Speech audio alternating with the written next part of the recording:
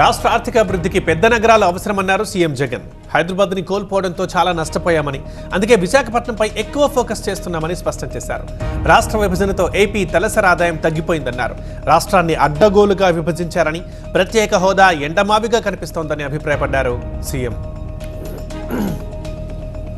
ఏపీలో పొత్తులపై ఈ రాత్రికి స్పష్టత వచ్చే అవకాశం ఉంది. పొత్తులపై నిర్ణయం తీసుకునే దిశగా బీజేపీ కసరత్తులు మొదలుపెట్టింది. ఇప్పటికే సీట్ల పంపకంపై టీడీపీ, జనసేన మధ్య చర్చలు జరిగాయి. బీజేపీ నిర్ణయాన్ని బట్టి రేపు చంద్రబాబు ఢిల్లీ టూర్ ఉంటుంది. చంద్రబాబు ఢిల్లీ టూర్ ఖరారైతే ఏపీలో 2014 పొత్తులు రిపీట్ అయ్యే అవకాశాలున్నాయి. జనసేన కార్యాలయంలో 2 రోజులుగా ముఖ్య నేతలతో వరుస సమావేశాలు నిర్వహిస్తున్నారు పవన్ కళ్యాణ్. రాజానగరం, రాజమండ్రి రూరల్, రాజోలు, తిరుపతి, మదనపల్లె, విశాఖ, పొన్నూరు, పాతపట్నం నేతలతో భేటీ అయ్యారు. ఈ నెల 8న చంద్రబాబుతో సమావేశం నేపథ్యంలో వరుస సమావేశాలు నిర్వహిస్తున్నారు పవన్ కళ్యాణ్. రాజ్యసభ అభ్యర్థులపై సీఎం జగన్ కసరత్తు చేస్తున్నారు. మొత్తం 3 సీట్లలో పోటీ చేయనుంది వైసీపీ. సాయంత్రం 3 పేర్లు ప్రకటించే అవకాశం ఉంది. వైవి సుబ్బారెడ్డి, గొల్ల బాబురావు, మేడ రఘునాథ్ రెడ్డి పేర్లు దాదాపు ఖరారైనట్టు తెలుస్తోంది. ఈ నెల 8న ఎమ్మెల్యేలతో మాక్ పోలింగ్ నిర్వహించే యోచనలో ఉంది వైసీపీ. ఏపీ అసెంబ్లీ సమావేశాలు వాడివేడిగా సాగాయి. టీడీపీ ఇచ్చిన వాయిదా తీర్మానాన్ని తిరస్కరించిన స్పీకర్ తమ్మినేని గంటా రాజీనామాను ఆమోదించినట్లు ప్రకటించారు. గవర్నర్ ప్రసంగానికి ధన్యవాదాలు తెలిపే తీర్మానాన్ని సభలో ప్రవేశపెట్టారు ఎమ్మెల్యే సుధాకర్ బాబు. ఈ తీర్మానంపై చర్చ తర్వాత సమాధానం ఇవ్వబోతున్నారు సీఎం జగన్. ఇవాళ సభలో 2 బిల్లులు ప్రవేశపెట్టింది ప్రభుత్వం. ఏపీ అడ్వకేట్స్ వెల్ఫేర్ ఫండ్ సవరణ bill, AP advocates clerks welfare fund సవరణ బిల్స్ ని సభలో ఆమోదం తెలిపారు సభ్యులు. అయితే సమావేశాలు ప్రారంభం కావడంతోనే సభలో గందరగోళం నెలకొంది. ప్రభుత్వ తీరుకు నిరసనగా టీడీపీ సభ్యులు ఆందోళన చేశారు. స్పీకర్ పోడియం పైకెక్కి పేపర్లు చింపి ఆందోళన చేశారు. అండ్ విజిల్స్ వేస్తూ నిరసన తెలిపారు. ప్రభుత్వం ఏకపక్షంగా వ్యవహరిస్తోందని వివరించారు. స్పీకర్ ఎంత వారించినా వినకపోవడంతో చివరకు టీడీపీ సభ్యులపై 1 రోజు పాటు సస్పెన్షన్ విధించారు స్పీకర్ తమ్మినేని సీతారాం. టీడీపీ ఎమ్మెల్యేల తీరుపై వైసీపీ సభ్యులు ఆగ్రహం వ్యక్తం చేశారు. పేపర్లు చింపి స్పీకర్ పై విసిరేయటం సభా మర్యాద కాదన్నారు మంత్రి అంబటి రాంబాబు. టీడీపీ సభ్యుల తీరును ఆయన తప్పుపట్టారు. బలహీన వర్గాలకు చెందిన వ్యక్తిని అవమానించడం సరికాదని విపక్షాలకు హితవు పలికారు. స్పీకర్ కుర్చీకి గౌరవం ఇవ్వడం లేదంటూ టీడీపీ ఎమ్మెల్యేలపై మండిపడ్డారు వైసీపీ ఎమ్మెల్యే అబ్బయ్య చౌదరి. మొన్న 23 సీట్లు వచ్చాయి, ఈసారి 10 కూడా రావని ఎద్దేవా చేశారు. విజిల్స్ ఫ్లూట్ ఊదితే ఎవరూ భయపడరన్నారు అబ్బయ్య చౌదరి. ప్రజా సమస్యలపై ప్రశ్నిస్తుంటే ప్రతిపక్షం గొంతు నొక్కుతున్నారని టీడీపీ ఎమ్మెల్యే గోరంట్ల బుచ్చయ్య చౌదరి ఆరోపించారు. స్పీకర్ కూడా అధికార పక్షం చెబుతున్నట్టే వ్యవహరిస్తున్నారని ఘాటు వ్యాఖ్యలు చేశారు. సీఎం జగన్ కి అంత భయం ఎందుకని ప్రశ్నించారు బుచ్చయ్య చౌదరి. తన మీద పోటీకి పవన్ సిద్ధమైతే తాను సిద్ధమంటున్నారు వైసీపీ ఎమ్మెల్యే ద్వారంపూడి. వచ్చే ఎన్నికల్లో కాకినాడ సిటీలో గాజు గ్లాసుని బ్యాలెట్ పేపర్లో పెట్టాలని డిమాండ్ చేశారు. లేదంటే తనపై చేసిన ఆరోపణలకు క్షమాపణలు చెప్పాలన్నారు ద్వారంపూడి. ఏపీలో సర్పంచ్ల చెలో అసెంబ్లీ ఉద్రిక్తతకు దారితీసింది. తమ డిమాండ్స్ ని పరిష్కరించాలని కోరుతూ సర్పంచ్లు అసెంబ్లీ వైపు దూసుకొచ్చారు. దీంతో వారిని అదుపులోకి తీసుకున్నారు పోలీసులు. విజయవాడ నుంచి అసెంబ్లీకి వెళ్లే దారిలో భారీ భద్రత ఏర్పాటు చేశారు పోలీసులు. చెక్ పోస్టులు ఏర్పాటు చేసి తనిఖీలు చేస్తున్నారు.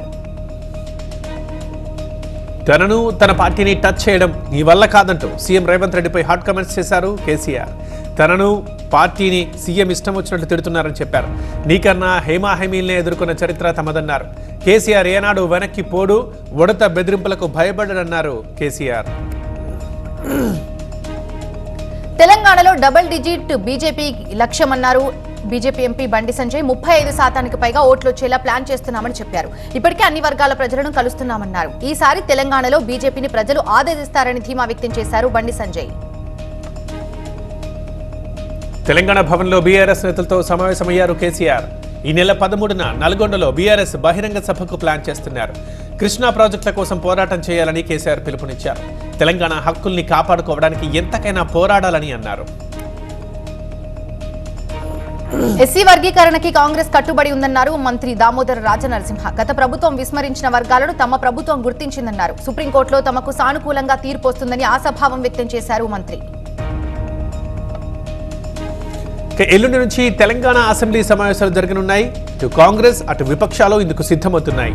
అసెంబ్లీ సమావేశాల్లో అనుసరించాల్సిన వ్యూహంపై ప్రధాన పార్టీలు కసరత్తు చేస్తున్నాయి. భువనగిరి ఎస్సీ హాస్టల్ని ఎమ్మెల్సీ కల్వకుంట్ల కవిత పరిశీలించారు. బాధలో ఉన్న విద్యార్థుల తల్లిదండ్రులని ఆమె పరామర్శించారు. స్టూడెంట్స్ మృతికి గల కారణాలను వెల్లడించాలని డిమాండ్ చేశారు ఎమ్మెల్సీ కవిత. పార్లమెంట్ ఎన్నికల వేళ బీఆర్ఎస్ కి షాక్ ఇచ్చిన పెద్దపల్లి ఎంపీ వెంకటేష్ నేత కేసీ వేణుగోపాల్ సమక్షంలో కాంగ్రెస్ లో చేరారు. ఎంపీతో పాటు మరికొందరు బీఆర్ఎస్ నేతలు కూడా కాంగ్రెస్ కండువా కప్పుకున్నారు. 2019లో బీఆర్ఎస్ లో చేరి పెద్దపల్లి ఎంపీగా గెలిచిన వెంకటేష్ ఇప్పుడు మళ్లీ తిరిగి కాంగ్రెస్ గూటికే చేరారు. తనను అన్ని పార్టీల వాళ్లు పిలుస్తున్నారని, కానీ పిలిచినంత మాత్రాన వాళ్ల పార్టీలోకి పోలేమన్నారు మాజీ మంత్రి మల్లారెడ్డి. వెంకటేష్ నేత పార్టీ మారటం ఆయన ఇష్టమని, ఎన్నికల ముందు లెక్క కోసమే ఎంపీ కాంగ్రెస్ లోకి వెళ్లారని చెప్పారు. కాంగ్రెస్ పార్టీకి వెళ్లినా ఆయనకు టికెట్ రాదన్నారు మల్లారెడ్డి. అధికారంలోకి వచ్చిన 2 నెలల్లోనే కేంద్రం ముందు కాంగ్రెస్ ప్రభుత్వం మోకరిల్లిందని ఆరోపించారు బీఆర్ఎస్ ఎమ్మెల్యే తలసాని శ్రీనివాస్ యాదవ్. ఇంకా ముందు మరిన్ని చిత్రాలు చూడాల్సి వస్తుందనంటున్నారు తలసాని. గ్రూప్ 1లో 60 పోస్టులు పెంచుతూ తెలంగాణ ప్రభుత్వం కీలక నిర్ణయం తీసుకుంది. గతంలో 503 పోస్టులకు ప్రభుత్వం నోటిఫికేషన్ ఇచ్చింది. అయితే తాజాగా ప్రభుత్వ నిర్ణయంతో 563కి చేరాయి గ్రూప్ 1 పోస్టుల సంఖ్య. తెలంగాణ ఎంసెట్ షెడ్యూల్ విడుదలైంది. ఈ నెల 21న ఎంసెట్ నోటిఫికేషన్ వెలువడనుంది. ఈ నెల 26 నుంచి ఏప్రిల్ 6 వరకు దరఖాస్తులు స్వీకరిస్తారు. మే 9 నుంచి 12 వరకు పరీక్షలుంటాయి. ఇటీవల ఎంసెట్ ని ఈఏపీ సెట్ గా మార్చింది ప్రభుత్వం. కేతనపల్లి మున్సిపాలిటీలో అవిశ్వాసం వీగిపోయింది. బల నిరూపణలో 22 మంది కౌన్సిలర్లకు గాను 13 మంది కౌన్సిలర్లు మాత్రమే బల నిరూపణకి హాజరయ్యారు. దీంతో మున్సిపల్ చైర్పర్సన్ జంగం కళ, వైస్ చైర్మన్ సాగర్ రెడ్డి యథావిధిగా కొనసాగుతారు. తాడికొండ సీటుని మాదిగలకు కేటాయించాలని కోరుతూ అమరావతిలోని టీడీపీ కేంద్ర కార్యాలయం వద్ద ఆందోళన చేపట్టారు. మాదిగలకు టికెట్ ఇవ్వాలంటూ నినాదాలు చేశారు. నిరసన తెలుపుతున్న నేతలతో మాట్లాడి సర్ది చెప్పారు టీడీపీ సీనియర్ నేత టీడీ జనార్దన్.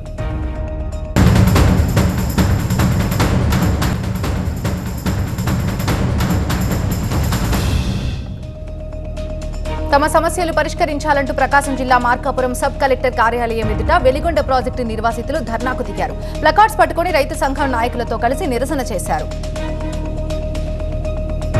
ఖమ్మంలో ఎండు గంజాయిని పట్టుకున్నారు టాస్క్ ఫోర్స్ పోలీసులు. ఒడిశాకు చెందిన 2 వ్యక్తుల నుండి 13 కిలోల గంజాయి స్వాధీనం చేసుకున్నారు. గంజాయిని భద్రాచలం నుండి హైదరాబాద్ తరలిస్తున్నట్లు గుర్తించారు. 2 రోజుల క్రితం జనసేన ర్యాలీలో గాయపడి గుంటూరు జీజీఎస్ లో ట్రీట్మెంట్ పొందుతున్నటువంటి యువకులను పరామర్శించారు ఎంపీ బాలశౌరి. గాయపడిన వారికి ఆర్థిక సహాయం చేసి అన్ని విధాలా ఆదుకుంటామని హామీ ఇచ్చారు ఆయన.